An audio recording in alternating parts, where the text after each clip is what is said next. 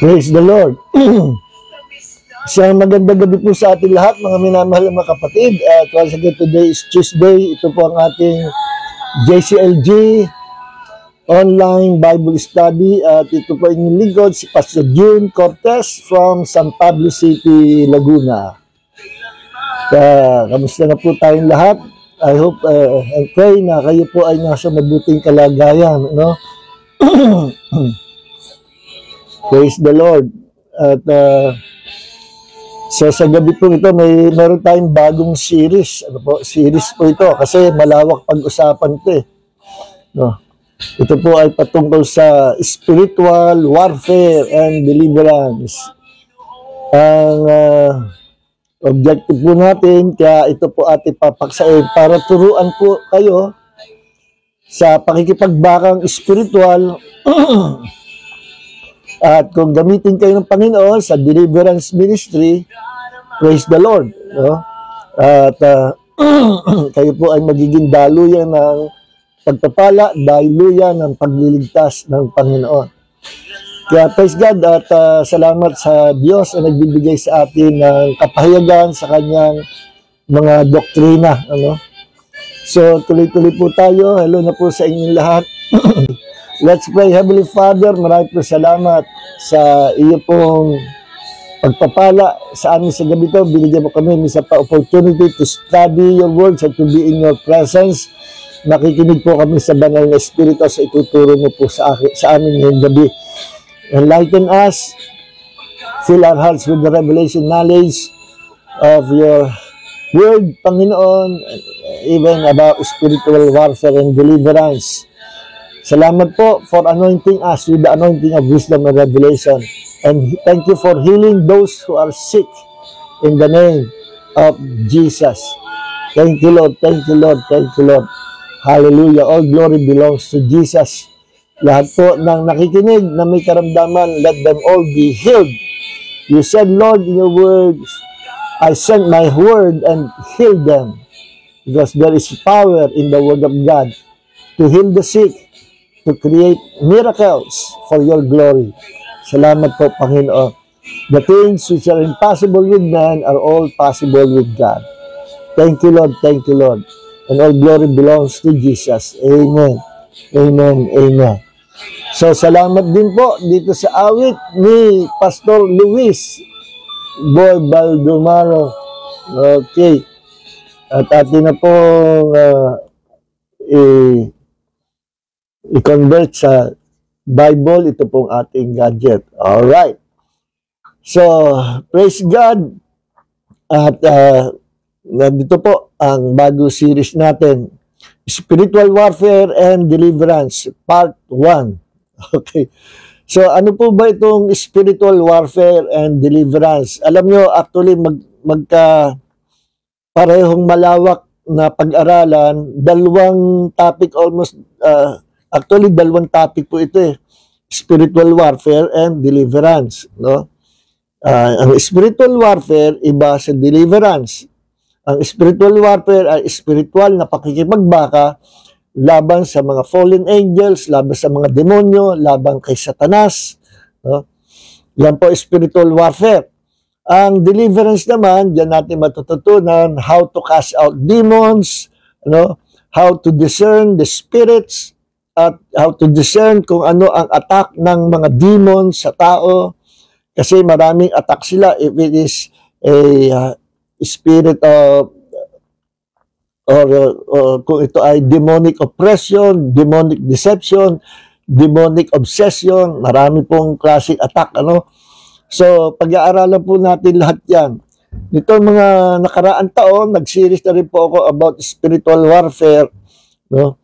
Pero, I believe kailangan natin i-series uli ito kasi every time na tayo nag-series ito, may mga fresh na revelation, knowledge, and informative knowledge ibinibigay ang Holy Spirit sa atin, no? Kasi pag kasama natin ang Holy Spirit, laging maraming fresh revelation ang Panginoon. Hindi po new ha. Walang new revelation. All revelations are already in the Bible. Yung sinasabi ko po, fresh, parang pandesal, matagal ang pandesal. Pero pag nagluto ng bago, fresh pandesal. Pero actually, matagal ng tinapay ang pandesal. Pero bagong luto lang. Ano? So, ganyan ang knowledge from the Holy Spirit, mga revelation knowledge na inire-reveal sa atin ng Panginoon na itong knowledge ito ay tayo ang nakakatanggap nito. Tayo mga alagad ng Panginoon at ang mga taga-salibutan, ang mga sinners ay hindi basta-basta nakaka-receive ng revelation knowledge or revealed knowledge from the Holy Spirit kasi disconnected pa sila sa Diyos at wala silang relationship pa sa Diyos at sa Holy Spirit. Kaya sa ating mga anak ng Diyos, inire-reveal ng Diyos yung mga malalalim na bagay, no? At yung mga doctrine, malalalim na pag-aaral sa doctrine ng Panginoon. Dalawang klase po pag-aaral sa doktrina ng salita ng Diyos. Pag sinabing doctrine o doktrina, means teaching. Maraming nagtuturo ng doctrine, yung surface lang ang dinidiscuss, ang abot ng pag-aaral. Pero tayo po, through the Holy Spirit and by the grace of God, ay pinagkakaloob po tayo because we believe even in these last days in the manifestation, in the power, and in the gifts of the Holy Spirit. Kaya tayo ay may biyaya na pinagkakalooban ng Diyos ng mga malalalim na bagay. Ano? Kasi tayo ay naniniwala. Kasi may mga grupo ng mga Christians, hindi sila naniniwala na ang Holy Spirit ay active pa hanggang sa ngayon. Kung tawagin mga cessationists, naniniwala sila na tapos na ang manifestation and power and gifts of the Holy Spirit.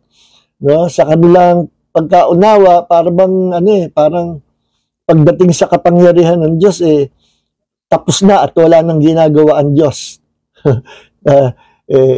Wala nang ginagawa ang Diyos. Pag referring to the power of God, healing the sick, casting out demons, hindi yan tinatanggap ng mga cessationist believers kasi nga naturuan sila na tapos na ang tinatawag na mga kapangyarihan ng Holy Spirit at mga himala. Well, sa ating po panampalataya, we believe in the Bible, kung ano sinabi ng Biblia, doon lang po tayo. At sinasabi ng Bible na ang kaloob ng banal na Espiritu at ang mga kapangyarihan ng Holy Spirit, ang gifts of the Holy Spirit ay tatanggapin ng church o ng the body of Christ na hindi raw tayo papagkukulangin kailanman sa anumang kaloob hanggang sa bumalik muli ang Panginoong Jesus. No? So, hindi pa naman bumabalik uli ang Panginoon until the Lord Jesus Christ be revealed, sabi. Yun yung tinatawag na pagpapakahig ng Panginoon, yung muling pagbalik ng Panginoon. Hindi pa bumabalik. So, in these last days, we still need the gifts, the power of the Holy Spirit. Okay? Mawawala lang yan sa atin sa church pag tayo ay inagaw na ng Panginoon. Pag dumating si Jesus, tayo ay i-escort ni Jesus sa clouds, nandoon siya, dadalhin tayo ng Panginoon sa langit. Yun ang rapture of the church. Anong purpose ng rapture of the church? Para iligtas po ang church, ang mga manampalataya, sa darating na tribulation, great tribulation period sa planet Earth, sa ibabaw ng mundo. No, habang nagsasuffer ang buong mundo sa kahirapan ng buhay, sa digmaan, sa salot, no? Kasi yan po yung tribulation period, that will be 7 years, no? Yan po ay judgment, no? Pag-release ng galit ng Diyos sa mundo, no? Sa lupa. By that time, tayong church ay naisama na ng Panginoon sa langit to be with the Lord forever, no? Okay. Pagdating natin sa langit, God will change our physical body. In a twinkling of an eye, pagdating ng rapture of the church, taas tayo, yung mga namatay kay Kristo ay unang bubuhayin, aakyat sa langit, sasabay naman tayo, sasalubungin natin ang Panginoon at i-escort tayo sa presence ng Ama. Sa langit, to be with Him forever, and sa panahon yan, in a twinkling of an eye, our physical body will be changed. From flesh and blood body, magiging glorified body. May katawan na dinisign ng Diyos para sa atin, para sa buong eternity na ikamumuhay natin. Hindi na tatanda, wala nang magkakasakit, no? Wala nang manghihina ang katawan, wala nang hindi perfect. Lahat tayo perfect ang itsura, perfect ang kagandahan, kagwapuhan, perfect ang ating lugar na tutulian, perfect ang heaven is a perfect place. Saka natin talakayin yan. Ano po? So, let's dive in to our topic. No? Under ng spiritual warfare and deliverance, ito po ang part 1, 3 levels of spiritual warfare. Okay. So, meron po tayong kalaban. Ano? Ayon sa Ephesians chapter 6, verse 12, sabi doon, "For we wrestle not against flesh and blood, but against principalities, powers, rulers of the darkness of this world, and wicked spirit in high places." So, yung mga binanggit na yan, na mga kalaban, ay different kinds of demons, and maybe included na dyan ang fallen angels, you know. Ulitin ko, "For we wrestle not against flesh and blood." Hindi daw tayo nakikipaglaban sa laman at dugo. Meaning, hindi laban sa tao. Yung flesh and blood means human beings. Hindi tayo magkakalaban. Hindi natin kalaban ang mga tao na mga makasalanan at masasamang tao. Sila ay ginagamit lang ng dyablo para maghasik ng lagim, pero hindi talaga sila kalaban natin, bagkus dapat natin sila kaawaan at ipanalangin na makakilala sa Panginoon, yung mga killers, yung mga masamang tao na talaga talamak ang kasamaan, ipanalangin natin na sila may maligtas din, no? At sila ay imulat ng Diyos sa kanilang mga mata at makita nila ang katotohanan ng ating Diyos, Panginoong tagapagligtas na si Jesucristo. Okay. Kaya, ang kalaban natin, hindi yung mga masamang tao, hindi yung mga makasalanan. Biktima rin sila. Spiritually, they are sick. Spiritually. May sakit yung kanilang espiritu, yung kaluluwa. Kailangan mapagaling, mapatawad, at ma-renewed ng Panginoon. And that will happen only through the new birth. Kailangan maka-experience sila ng kapanganakan maguli. Born again experience through the Lord Jesus Christ. Okay. So, let's pray for the world, no? Na lumawak pa ang evangelism natin sa buong mundo at marami makakilala sa Panginoon. So, ang tunay na kalaban natin, hindi yung mga masamang tao, hindi yung kapitbahay na nagmarites sa iyo, hindi yung nanloko sa iyo, hindi yung umutang sa iyo na ayaw naman magbayad, hindi yan ang kalaban natin. Ang kalaban natin ay mga espiritu na rebelde sa Diyos. Sino yan? Sa pangungunan ni Satanas, ng Diablo. Isa lang po ang Diablo, ang Diablo ay devil sa English. Isa lang yan. At siya mismo rin si Satanas. Siya rin yung tinatawag sa Isaiah 14 verse 12 na star of the morning or Lucifer. No? Lucifer means star of the morning. Lucifer. Siya yan. Si Lucifer, si Satan, the devil. Iisa lang po yan. Pero maraming demons. So, ang mga demons, yan ang tropa, yan ang army ni Satanas. No? Yan ang ina-assign, inuutusan ni Satanas para matupad yung kanyang mission to kill, to steal, and to destroy mankind. Okay. Bukod sa mga demonyo, meron pa tayong another na enemy na katropa ni Satanas. Mga sundalo rin ni Satanas. Sino-sino yun? Yung pong mga isinama ni Satanas from heaven, magaling magsalita sa Satanas, nabola niya. Itong mga angels na ito, gano'n sila karami? Sabi na maraming theologians, maybe 1/3 of the angelic host in heaven ay nahikayat ni Satanas na sumama sa kanya. Siguro pinangakuan niya na kung ano, no? Alam niyo naman, sinungaling Satanas, the father of lies. At nagsisama sa kanya itong mga angels ito na 1/3 of this angelic host from heaven. So kung 1/3 yung mga anghel na umalis sa kaharian ng Diyos sa langit, gaano yung natira?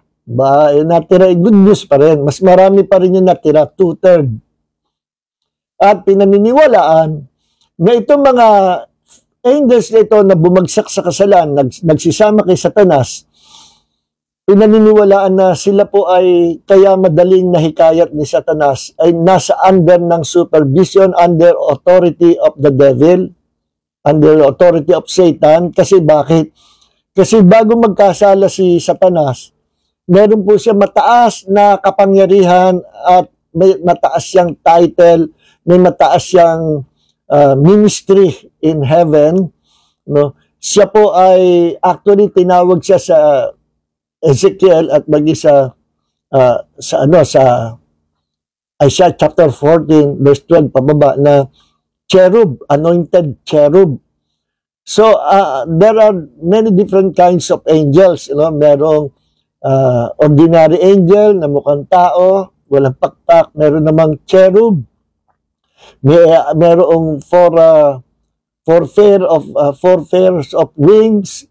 Meron namang seraphims na they have 6 pair of wings. Yung isang pair nakatakip sa mukha, yung isang pair nakatakip sa katawan, yung isang pair panglipad. Abay, 6.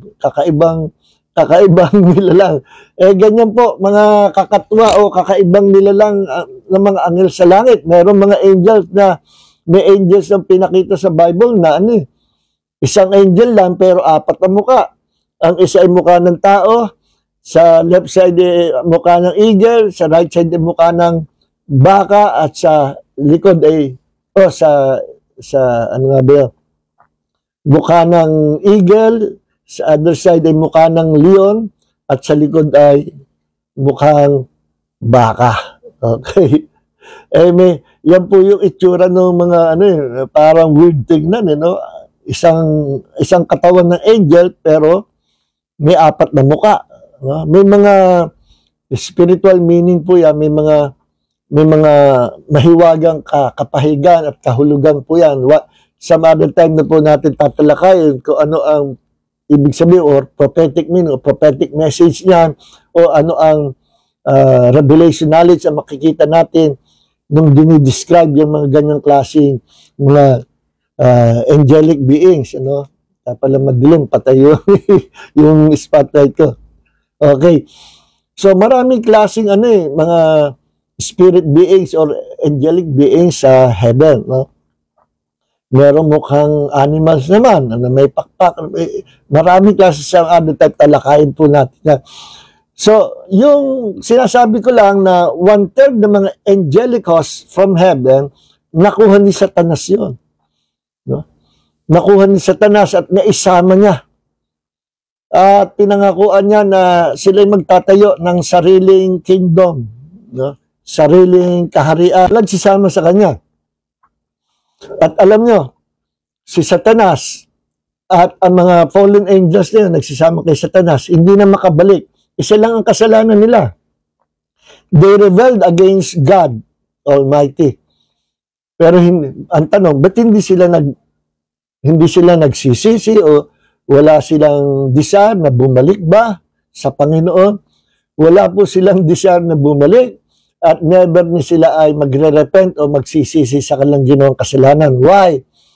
Kasi ang mga angels, hindi kagaya ng tao. Tayong tao, nilikha ng Diyos na meron tayong safety belt. O kung tawagin kung ikaw ay pilot, yung mga pilot ng mga warplane, laging naka-ready yan. Pag nasunog o natamaan ng bomba yung plane nila at nagliliyab, isang pindot lang, i-eject nila ang kalasadil. Tatalsik sila pataas para hindi sila makasama sa pagsabog ng warplane nila, pagbagsak naman, biglang bubuka na yung parachute nila. Yun yung safety nila, no? Meron silang naka-reserve na parachute para ligtas sila. Kung just in case matamaan sila. So, ganyan din ang tao. Nung nilikha ng Diyos ang tao, hindi kagaya pagkakalikha sa mga angels. Ang mga angels po ay wala silang kapahayagan or revelation about repentance. No? At wala silang desire na bumalik sa Diyos. Wala rin silang desire to repent. Hindi nga nila alam kung ano yung repentance, yung pagsisisi. Sa tao lang inireveal yan. Tao lang ang binigyan ng Diyos ng kakayanan at biyaya na magsisi. Alam nyo, yung repentance, hindi yan negative, hindi yan masama. No? In fact, yan ay blessing sa atin. Bakit? Sapagkat binigyan ng Diyos sa atin, binigyan tayo ng kakayanan at kapahayagan to know what is repentance. Para malaman natin, ano ba yung pagsisisi? Ano ba yon? Binigyan tayo ng Diyos ng knowledge na pag tayo nagkasala sa Diyos, nandoon yung conviction, no? Nandoon yung kakayanan na kung gusto mo, bumalik ka sa Diyos. Anong paraan? You must repent. Yan ang binigay ng Diyos sa atin. To all mankind, no? Repentance. Ang mga angels, wala nga, naiinggit ang mga angels sa atin. No? Maniwala kayo, mas mataas ang uri natin kaysa sa mga angels. Yes, totoo po yan. Saka natin pag-aaralan yan. Sa Bible, sinabi na tayong mga tao ang mag-judge sa Judgment Day sa mga angels. Imagine. We will judge those rebellious angels. Tayong mga children of God, ano? At mas mataas po ang kalalagayan nating tao kaysa mga anghel. Yes. Mas mataas po tayo, no? Ang level po ganito, God, then ang susunod na level, man, tayo po. Ang susunod na level ay mga angelic beings in heaven, no? Third level. Ang fourth level ay Satan and his fallen angels. Ang fifth level ay animal kingdom. So ulitin ko, God, then man, angels of the Lord, then Satan and his angels, then animal kingdom. Yun po yung level ng taas, no? Ngayon, ang problem ay ito. Nung magkasala si Adam and Eve, bumaba ang level po ng tao. Bumaba ang kalagayan ng tao. At yan naganap sa first parents natin kay Adam and Eve. Ano nangyari? Bumagsak po sila sa kasalanan. God, then supposedly Adam and Eve, pero bumaba po sila. Mas mababa pa sila sa mga angels of God in heaven, then bumaba pa sila na mas mababa because of their sin. Mababa pa sila kay Satan and those fallen angels sapagkat sila ay bihag. Ang tao, all mankind are slaves of sin and slave of the devil, no? At sila bumaba na mas mababa pa kay Satanas at sa mga fallen angels. At minsan meron nga mga taong masasama na gumagawa ng kasamaan na halos ang ka-level nila ay mga animals. At minsan, yung hindi nagagawa ng animals, nagagawa ng tao. Imagine, 10 katao, yung krimen nangyari, 10 katao, ni-rape yung dalaga, after na ni-rape, yung 10 katao, pinagputol-putol ang katawan at tinapos sa iba-ibang lugar yung katawan. Imagine, ano, pinutol yung ulo, pinutol kamay, hita, katawan, itinapos sa hiwa-hiwalay na lugar. Gawain ba yun ng mga hayop? Walang hayop na gumagawa ng gano'n. Tao lang. With the nature of the devil. So, doon yung makikita ang kasalanan nagpababa sa tao. No? Pakikita ko lang sa inyo sa Psalms, yung sinasabi ko sa inyo na rank ng tao bago magkasala yung unang magulang natin. Psalms chapter 8. No? Psalms chapter 8 verse 2. Okay. Verse 5 and 6. Verse 4 muna. What is man that you think of him, speaking of man, and the Son of Man that you are concerned about him? Yet you have made him a little lower than God. Sa Hebrew ay yung God ay Elohim. Ginawa mo siya ng mababa lang ng konti sa Diyos. So God, then man. No? At kung tayo pumapangalawa sa Diyos, ang susunod ay mga angels of God, mga spirit beings in heaven. No? You crown him with glory and majesty. Alam niyo yung salitang crown, atar, sa Hebrew, means to surround, to encircle. So, ibig sabihin, pag binasa, ganito yan. And you encircled him, you surrounded him, the man, with your glory and majesty. Pinaligiran mo siya ng iyong kalulatian at ng iyong kagandahan, karangalan, mataas ang kalagayan ng tao. At ang tao ay covered with the glory of God. Yung glory na yan ay isang tulad ng maliwanag, a bright light, maliwanag pa sa pinakamaliwanag, na nakabalot kay Adam and Eve before they committed sin. Pero nung sila ay nagkasala, nabuksan ang mga mata nila, nakita nila, hubad sila. Why? Nawala po yung glory ng Diyos na nakabalot sa kanila.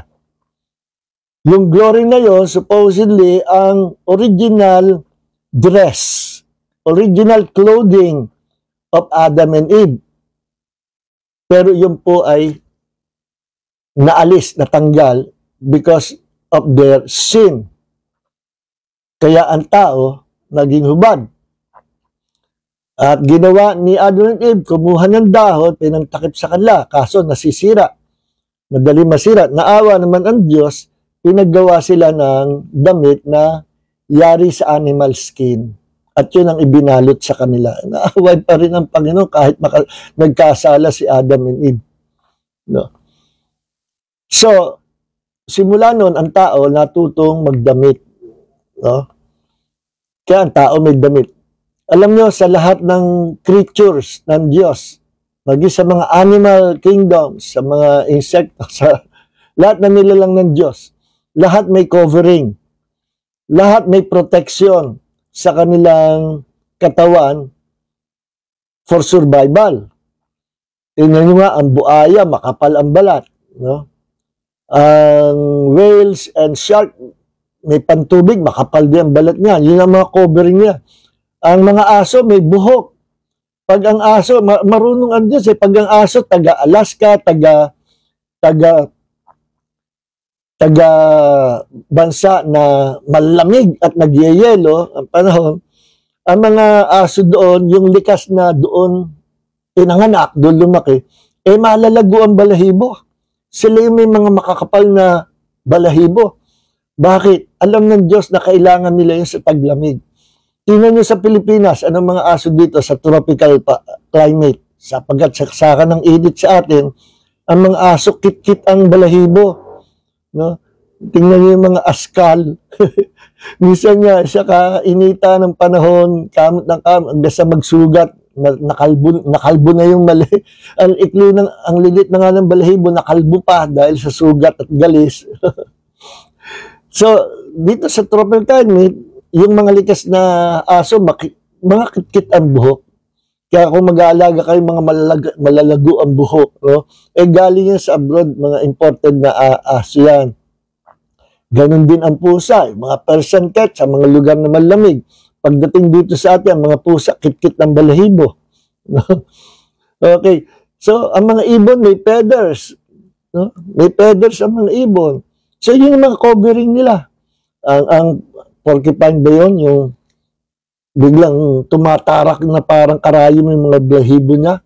Pagka susugurin ng kalaban, kaya tusok-tusok sa mukha yung kakagat sa kanila. No? Eh meron silang makapal na buhok na nagiging weapon din nila. Pag sinunggabas sila, tumitigas at nagiging parang karayom. No? Protection nila, covering for survival. So halos lahat ng creatures sa Diyos merong covering for survival. Tao lang ang walang covering. At kaya ang tao umiimbento ng covering, mga clothing, mga damit, na itatakip. Kasi nawalan tayo ng covering. Ang original kasi na covering ng tao was the glory of God. Kaya alam niyo yung mga demonyo, yung mga nadidemon possessed, pinapalayas namin yung mga demonyo. Pag nahimasmasan tinatanong namin, ilang beses ang yayari to sa deliver, sasabihin nung napapansin ko yung mga biktima, nakaganyan. Ayaw tumingin ka sa akin. Hindi makatingin. At pag nahimasmas na delivered, minsan alam nila yung aware sila, lalo na yung nag-aagawan na, yung malapit na silang delivered from demon possession. Aware na yung yung isip nila, nakikita nila yung nangyayari in the realm of the spirit, aware sila, narinig nila yung boses ng nagpapalayas ng demonyo, no? Minsan nakikita nila ang demonyo, no? Doon sa kanilang katawan, maraming cases ngayon, pag sila ay nahimasmasyan, na-deliver, sister, bakit hindi ka makatingin pag pinapatingin kita? Kaya, sasabihin nila, yung mga, kaya pala na gano'n, hindi makatingin. Sabihin na, alam nyo, pastor, kasi nakakasilaw po kayo, para kayong maliwanag pa sa sikat ng araw. Balot kayo ng liwanag. No? So, yun pala yung nakikita ng mga demonyo sa mga Kristiyano. Yung mga nadidemon possessed at mismo mga demonyo, mga angels, nakikita nila yung covering natin, spiritual covering. We are covered, clothed with the glory of God. No? Hindi nga lang visible sa ating paningin. No? Pero sa next slide natin, makikita natin yung glory of God, nakalukob lahat sa atin. Okay. So, yun pala yun. At ang mga demonyo, takot dyan sa kaluwalhatian ng Diyos, sa glory of God. At merong different thickness, no? May different thickness yan. Merong manipis, may makapal, may parang damit na small, then medium, large, extra large, 2XL, 3XL, 4XL, iba-iba sizes. At kaya merong makapal, may tao na may makapal na glory, nakabalot, meron namang tao manipis. Yung mga maninipis, madalas sila yung mga compromiser, yung nabubuhay pa sa kasalan, nakikipaglaro sa kasalan, bihirang mag-pray, bihirang magbasa ng Bible, no? Pero sila, active pa rin pag-attend sa church, kaya lang may mga pagkukulang, no?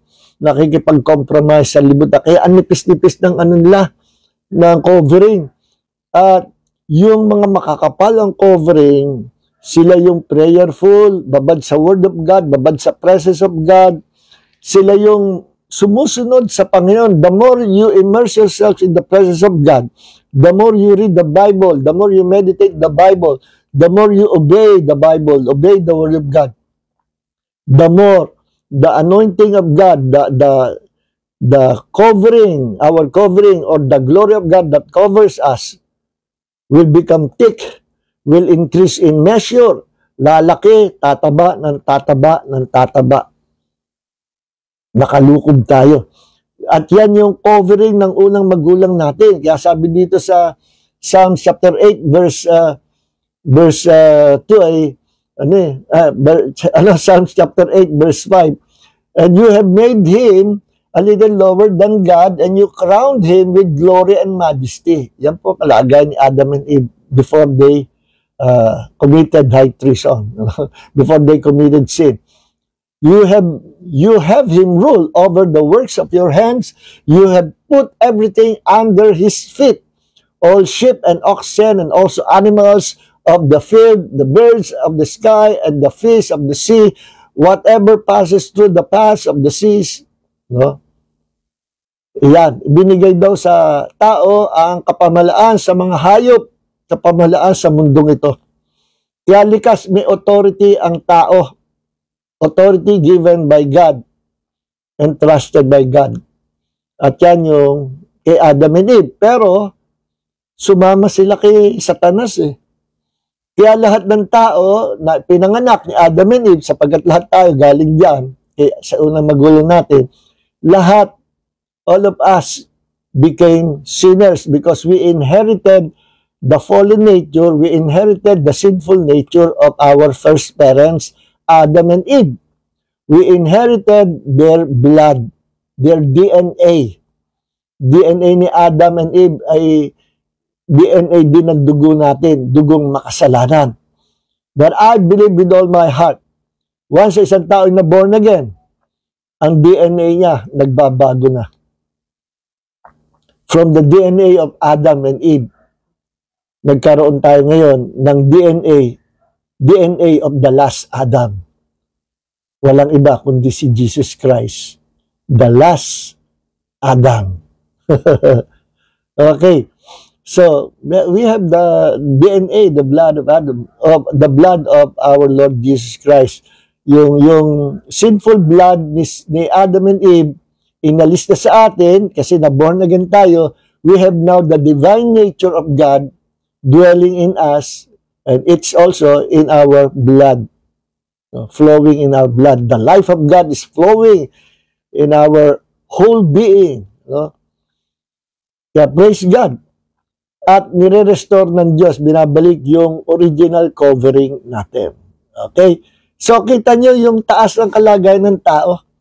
So, ang mga tao, kasi nadala na ang Diyos no? Bago likhain ng Diyos si Adam and Eve, may nauna na nangyari yung rebellion ng one-third ng mga angels sa langit. Diba? Yung sinasabi ko. Ngayon, ang nangyari, nakita ng Diyos yan, nadala na ang Panginoon, no? Kaya ang ginawa ng Diyos, ang next creature na nilikha niya, kailangan likhain, was man. Tayong tao at nag-start kay Adam and Eve. Kaya nung nilikha ng Diyos si Adam and Eve, alam ng Diyos na babagsak ang tao at alam ng Diyos na the whole generations, lahat ng tao ay magkakasala at pwede magkasalan pa anytime. Ginawa ng Diyos, binigyan ng Diyos ang tao ng safety belt or ng parachute. Just in case na bumagsak ka, pwede kang bumalik sa Diyos. Pwede kang bumalik. You can come back to God. At maging anak ka muli ng Panginoon. No? Basta nagpakababa ka at nagsisi ka sa iyong kasalanan, you can come back to God. No? Kaya, God is good. No? Nilikha niya ang tao na merong safety belt or parachute. Just in case na bumagsak, no, may chance pa ito na makabalik sa Diyos. Ang mga angels, walang ganyang kalagayan, mga kapatid. Lahat ng mga angels nagrebelde sa Diyos, hindi na makabalik sa Diyos. Bakit? Wala silang ability to repent. Wala silang revelation about repentance. Sa tao lang ibinigay ang repentance. And repentance is not negative. Repentance is a blessing from the Lord para sa atin. Just in case, kasi hindi naman tayo perfect. Anytime, pwede tayo magkasala. Kahit minsan ayaw natin magkasala. Ang mata natin minsan nagkasala. Lord, patawarin mo. Repentance lang ang sagot ano? Repentance lang ang katapat ng mga kasalanan para tayo makabalik sa Diyos. At ang repentance ay regalo ng Diyos sa atin. Part of His grace given to us. Kaya ilang beses tayo nagkakasala kahit born again tayo. Pero nasa Panginoon pa rin tayo. Tinatanggap pa rin tayo. Bakit? Every time we repent of our sins, God will again accept us as His children. See? Ang mga angels, hindi yan nangyari sa mga fallen angels. No, at wala silang desire, hindi sila binigyan ng Diyos ng desire na bumalik sa Diyos. Kita niyo, isang kasalanan lang ni Satanas at saka ng mga fallen angels, they are doomed forever. Nung nagkasala sila, first day nagkasala sila, immediately nilikha ng Diyos ang lake of fire. At ang lake of fire, vacant place ngayon. Iba ang hell sa lake of fire. Ang hell is like a city jail. Pag na-pronounce na sa hukuma, sa court, ang kasalanan at kung ang kaparusahan mo na ibigay na, yun ang judgment day mo sa court, makukulong ka habang buhay. Tatapong ka na sa Muntinlupa. No? So, ganun din, ang lahat na nasa hell, Lahat ng tao, lahat ng kaluluwa nasa hell, including Satan and his demons and his fallen angels, pagdating ng Great White Throne Judgment, God will judge all these creatures. Lahat haharap, including people, sinners, who rejected the only Savior of the world. Haharap sa Diyos, kasama si Satanas, mga demonyo, fallen angels, kasama lahat ng sinners, haharap sa Great White Throne Judgment. Hindi po tayo kasali roon. By that time, nasa heaven po tayo, enjoying the presence of God. Then, do sa Great White Throne Judgment, doon na i-declare, itatapon na lahat ng mga rebelding mga spirits yan sa lake of fire, which is a vacant place right now. Sa araw na yon, sila ang pupuno sa lugar na yon. Imagine, lake of fire, ang daliri mo, ilubog mo lang sa kumukulong langis, hindi mo maitatagal ng 2 seconds. How much more sa lake of fire, kumukulo, bumubulwak ang apoy. Buhay ang mga senses ng mga kaluluwang nagrebelde sa Diyos. Buhay ang senses ni Satanas, mga fallen angels at mga sinners. Pero alam niyo, napakamapalad talaga natin. Hindi na tayo pupunta doon. Pero alam niyo, originally, ang destiny natin doon Because we inherited the sinful nature and the blood of Adam and Eve. Kaya destined to hell tayo. Then, sa judgment day, destined tayo sa lake of fire. Pero, sa kagandahan loob ng Diyos, nag-release yan ng biyaya to save us. At matapos tayo maligtas, may extra pa. Yung tinatawag na safety belt or parachute, yung repentance. May kukwento ko yung istorya sa inyo, no? Sa Book of Enoch, this is a historical book. Hindi masamang basahin. In fact, sabi ng mga Bible scholars, itong Book of Enoch, noong umpisa ay kasama sa kalipunan, sa canon of the scriptures, kasama doon sa pagkakabukbahan ng Bible, kasama ang Book of Enoch, pero pinatanggal sa hindi malamang dahilan sa isang council na nandoon ang Roman Catholic Church, pinatanggal na Roman Catholic Church. Anong time na yun, naghahari ang Roman Catholic Church, pinatanggal ang Book of Enoch sa Bible. Kaya ngayon, merong Book of Enoch, no, na available, natuklasan po yan sa Qumran Cave, no, kasama ng Book of Enoch, iba pa mga apocryphal books. Ngayon, considered yan as apocryphal book kasi hindi naman nakasama sa Bible. But we are now considering it as historical book kahit hindi natin consider na inspired scripture, inspired by the Holy Spirit. Pero pag binasa mo, may makukuha ka mang impormasyon. No? Anong impormasyon? Meron po doong impormasyon na sinabi, isa sa pinakamatandang aklat yan, yung Book of Enoch. Nagkaroon po akong kopya niyan galing Singapore pa, pinadala sa akin ng anak ko. Nandoon yung meron 200 na mga angelic beings. No? 200. Na kung tawagin ay watchers na inassign ng Diyos, dineploy ng Diyos sa mundo to watch the earth, to watch mankind. Bantayan ang tao, bantayan ang mundo. Pero nung makita nitong mga 200 watchers, ang mga anak na babae ng tao na magaganda, magaganda, nagkaroon sila ng desire, lustful desire, na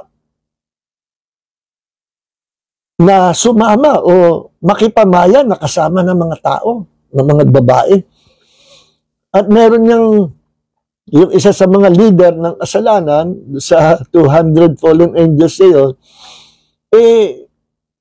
nag-suggest na magaganda yung mga anak na babae. No?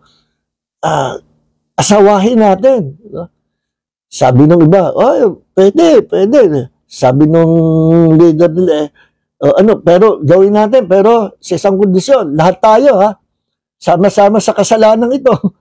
Lahat tayo, gagawin natin to, Agree ba lahat? Yes, agree lahat. Sama-sama sila na ginawa ang kasalanan, kinonvert nila ang kanilang katawan, no, na maging parang katawan ng tao kasi spirit being sila. Wala silang physical body na flesh and blood body. Pero because they were angels and empowered by God, yung power nila ay ginamit nila sa kasamaan, kinonvert nila yung kanilang katawan na para sila magkaroon ng kakayanan na makiapid sa mga anak na babae ng tao. Okay? At pinuntahan nila ang mga babae at alam nyo, itong mga angels perfect in beauty yan eh. At yan nga ang pinagtatalo mga scholars, sabi ng isang school of thought, puro male ang itsura, puro lalaki itsura ng mga angels. Sabi naman nung isang school of thought, hindi, meron din babae. Kasi sa aklat of Zechariah, merong dalawang babaeng angels, nakita na ang pakpak ay parang pakpak ng ibon na stork. Who knows, maybe that is just a symbolical meaning, Pero I believe lahat ng mga angels ay male, macho ang itsura. Pero meron daw mga angels na lalaki, pero mukhang babae ang itsura sa sobrang kagwapuhan. Mga gwapo ito mga ito. Ito namang mga dalaga, mga babae ng tao na humaling din, pumatol. Pumatol dito sa mga sa mga angels na ito, mga fallen angels, at nakiapid sila sa isa't isa, kumuha sila ng kanilang mga asawa, inanakan nila, at ang mga naging anak nila, puntahan po natin ang Genesis chapter 6. Naging anak nila ay mga mighty warriors, mga kinatatakutan, Why? Because they were giants. Alam nyo, ang mga angels of God, yung original size nila, mga higante yung mga yan malalaki yan. Malalaki ang height nila, malalaki sila. So, nakiapid sila sa mga tao. Ang nangyari, combination ng human being and spirit being, nag-merge. Ano kinalabasan? Ang offspring nila ay mga nilalang creatures na mga intelligent beings with power, with supernatural power. Malalakas sila. Si Hercules nga raw, giant daw yan Totoo, may Hercules Alam niyo itong mga pinanganak na ito yung mga ginawang gods and goddesses ng mga Greek. Kaya, nung unang panahon, nagpapakita yung mga yan. Mga mighty warriors yung mga yan. May istorya niyan mga giants. Doon sa Book of the Giants, meron yan pakinggan ko yan sa audiobook. Yung Book of the Giants, isa rin niya sa book na nakita kasama noong Book of Enoch, Book of Jasper, at yung iba pang apocryphal books. Yung Book of the Giants, marami na ang kulang. May mga nabulok na pages na. Pero napakinggan ko yung istorya dyan. May mga istorya yung mga giants na yan Naglabanan din yan. Yung mga giants na yan ay inislave ang mga tao, nanghihingi ng mga pagkain, bandang huli, wala na maipakain ng mga hayupan o tupa. Ang pinagkakain nila, mga tao. Kasi nga, hindi naman human beings yung mga giants Hybrid creatures yung mga yan. So, ang kinalabasan, yung mga naging anak ng mga fallen angels sa human beings ay mga giants. Tingnan niyo ito Genesis chapter 6 verse 4. Sabi dito, the Nephilim were on the earth in those days. Itong mga Nephilim na ito, ito yung mga kung tawagin fallen ones or giants, yung mga Nephilim. Noong panahon na yon, ang mga giants ay nasa mundo, noong mga araw na yon, sabi. And also, afterward, at maging pagkatapos ng panahon na yon, meron na namang giants. When the sons of God came, ano kayang panahon yon na tinutukoy? I believe, yung panahon na yon, yung panahon ni Noah, alam niyo kung bakit ginunaw ng Diyos ang mundo? Sa pamagitan ng Noah's flood, dilubyo, na binuksan ng Diyos yung mga tunnel sa ilalim ng lupa at binuksan ng Diyos yung kalangitan na doon ay naipon nung kinreate ng Diyos ang mundo ay tumaas yung tubig, di ba sinabi sa Genesis, at yung mga nakataas sa tubig na naging canopy of the world, nakabalot po yan sa paligid, bumagsak lahat yon, no? Kaya, nako, sa loob ng isang buwan talagang ang tubig ay umapaw sa mga bundok, no? At nilipol ng Diyos ang mga giants. Ang dahilan, no, possible na connected itong plano na ito ng mga 200 angels dito, mga fallen angels, ang mga watchers, na pinulyot nila ang mundo sa pamagitan ng mga hybrid creatures. At ako'y naniniwala, connected yan sa rebellion at pagpaplano ng kasamaan ni Satanas. No? Bakit pinarami ang mga giants time na yun? Kasi alam ni Satanas, pinrapisay sa Book of Genesis chapter 3 na may darating na tagapagligtas. Darating, the seed of the woman will crush the head of the serpent. Ayan yung prophecy. May darating na isang tao na siya yung dudurog sa ulo mo, Satanas. Siya ang magbibigay ng katapusan sa iyo. Inabangan ni Satanas yan.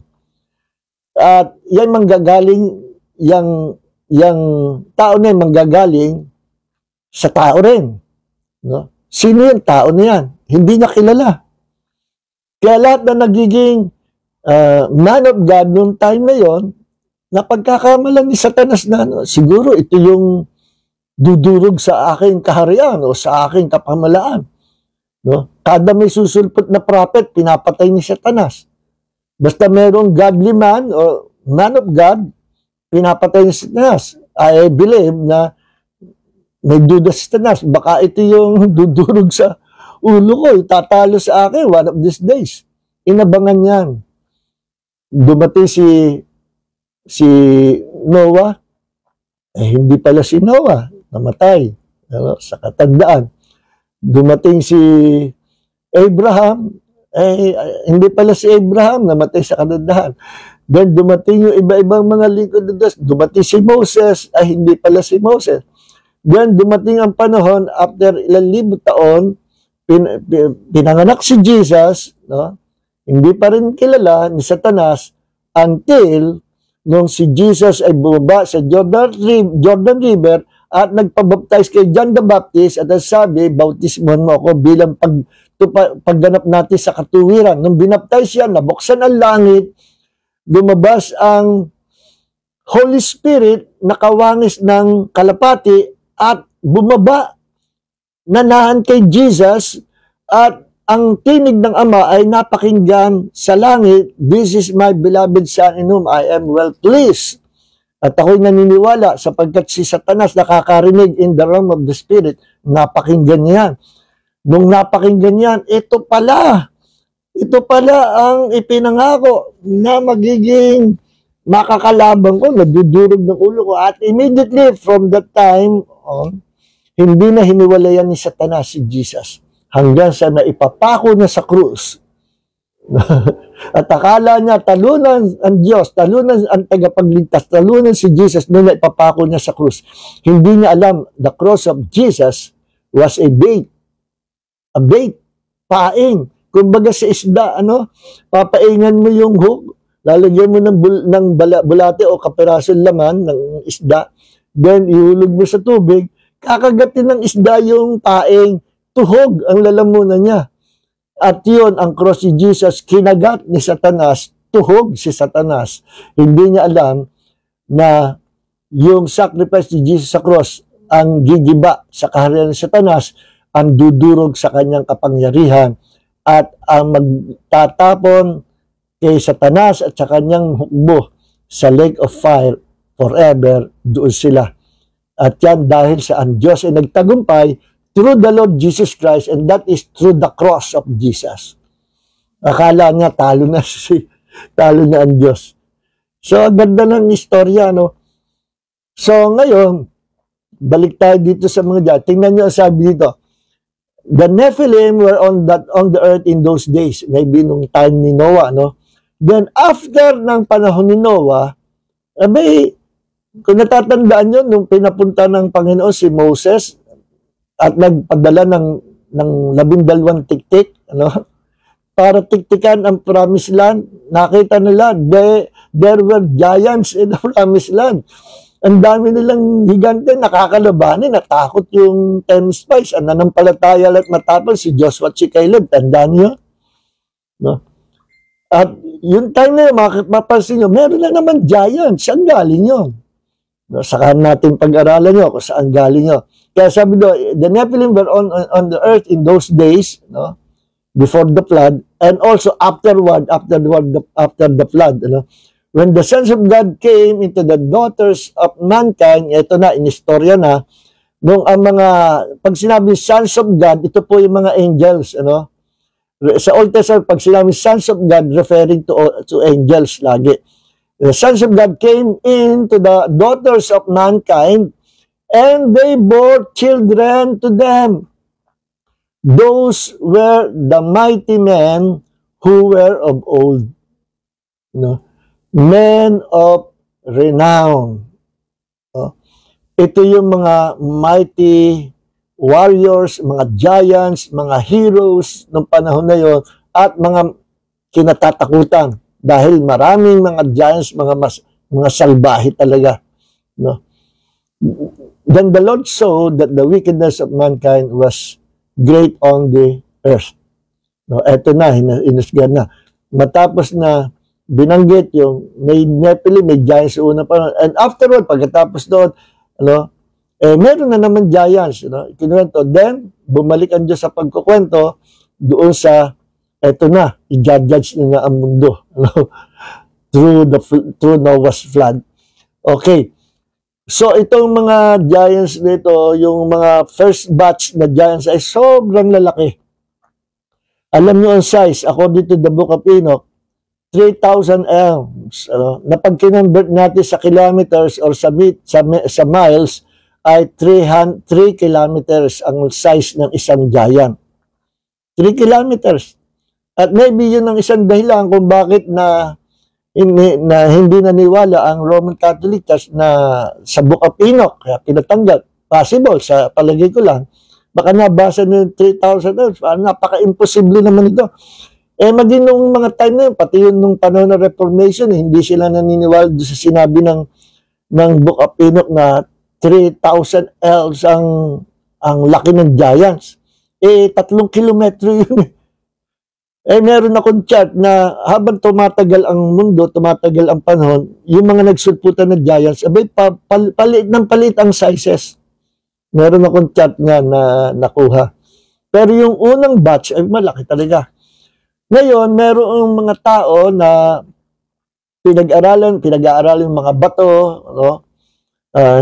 Nakita ko sa YouTube yun, yung ano bang ganyan? Nakalimutan ko na yun. Fossils University yata yan. Na pinag-aaralan itong taong ito yung mga rock, malalaking rock. No? Na napansin niya may mga traces na blood. At marami siya nakita na form of rocks na wangis ng tao. May nakahiga, may nakatayo, may nakaupo. No? May nakaakap sa kapwa-tao. At pinaniniwalaan niya na ito yung mga giants na na-frozen. Maybe ito yung panahon na nagkaroon ng tinatawag na Ice Age nung unang panahon, na na-frozen yung mga nilalang. Maybe yun yung panahon na yun. Kasi yung iba, parang nagtatrabaho pa, biglang na-frozen. No? Yung iba naman, pinakita, naglalabanan, putol yung paan ng isa.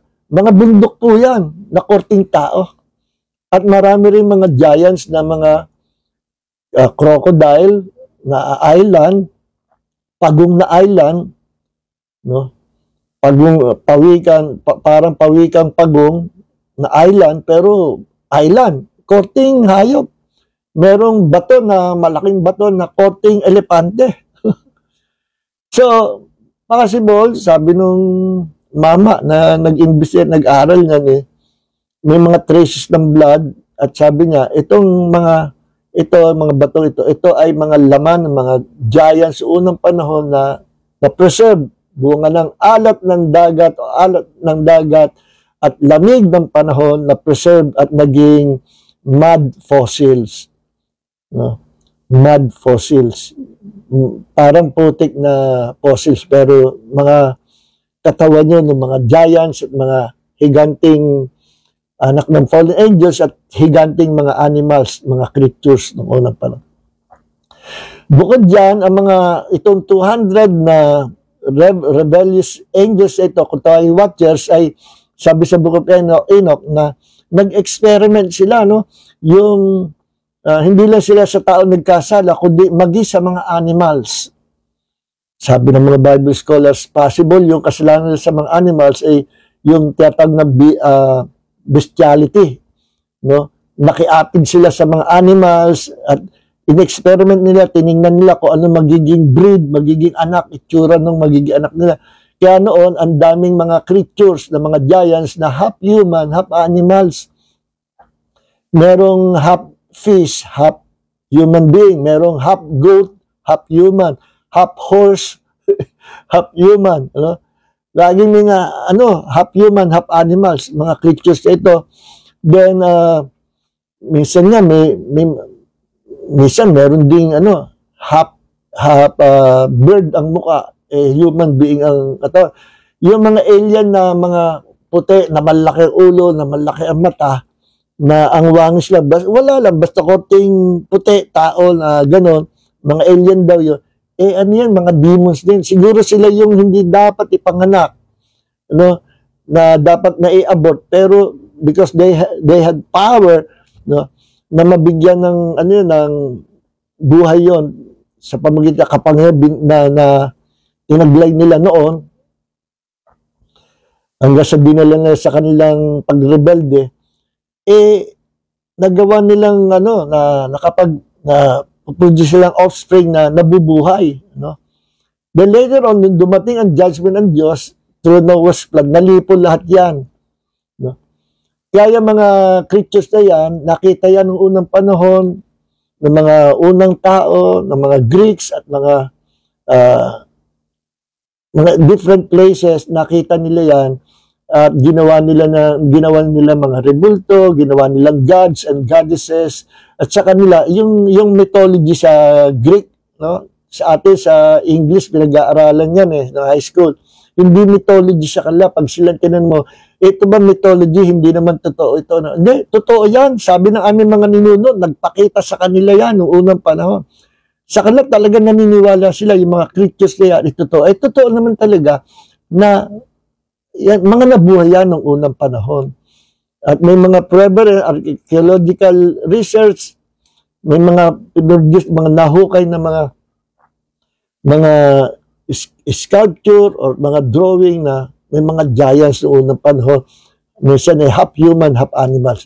At ang mga nung nalipol ng Noah's flood, they became disembodied spirit, nawala sila ng katawan, kaya sila ngayon, yung nandito sa mundo, hindi pa na-judge ng Panginoon, pero they're still here on this planet. Pag-alagal, naghahanap ng katawan na mapuposes. Sila ang tinatawag nating demon spirit ngayon.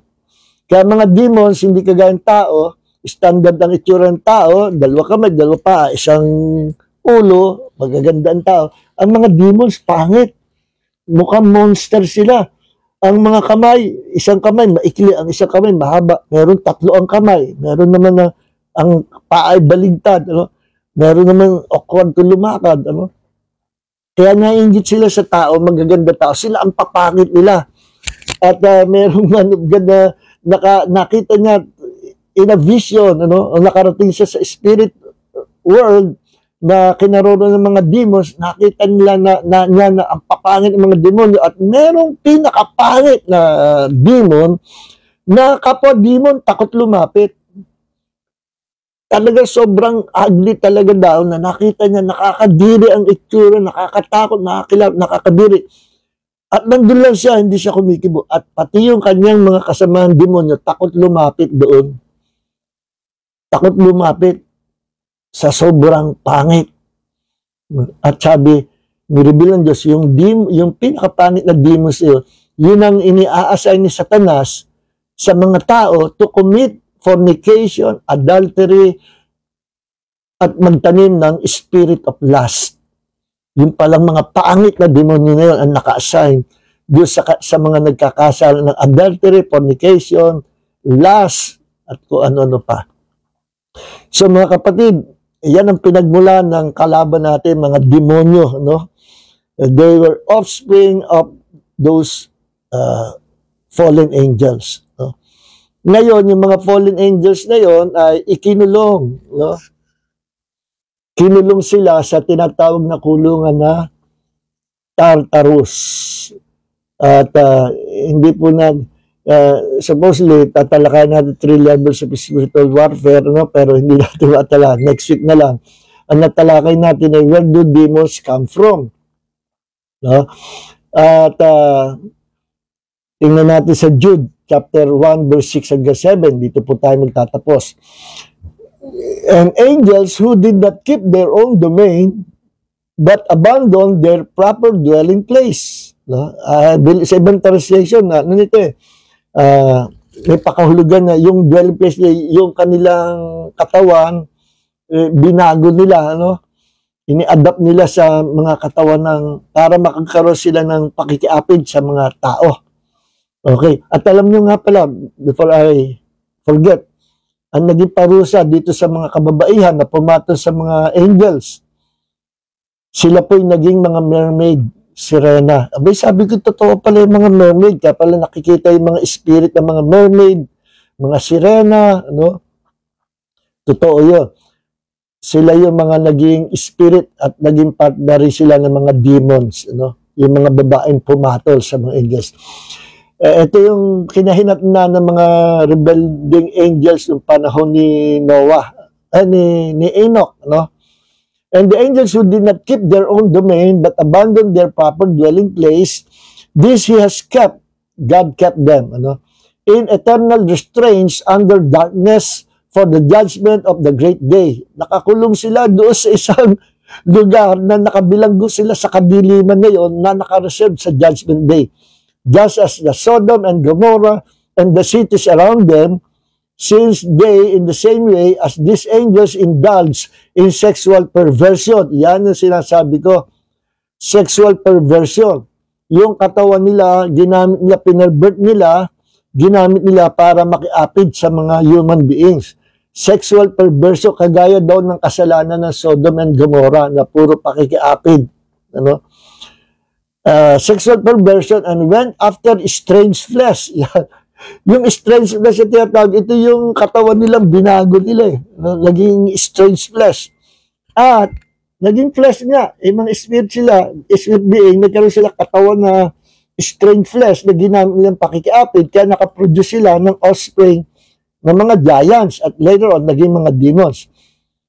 Strange flesh are exhibited as an example in undergoing the punishment of eternal fire. Okay.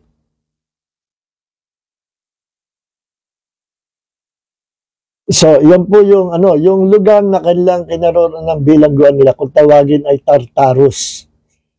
Yan yung bilangguan ng mga fallen angels ang kasalang panahon ni Enoch. They were 200 fallen angels. Nakabilanggo sa kalaliman. Yung pong tropa ni Satanas, yung 1/3 ng mga angelic host na nagrebelde sa langit, hanggang ngayon nakakalaya yon. Hindi po yan kasama doon sa nasa underworld na tinanikalaan, o nakakulong doon. Yung nakakulong sa underworld, sa Tartarus, ay yung mga fallen angels, 200 fallen angels or watchers na nagrebelde sa Diyos at nakiapid sa mga kababaihan na tao. Okay, so hanggang dito na lang at very interesting pong pag-usapan, So, praise God at please don't forget to share this video. At sa na lang po, ituloy natin itong pag-usap natin, itong Bible study natin about spiritual warfare and deliverance.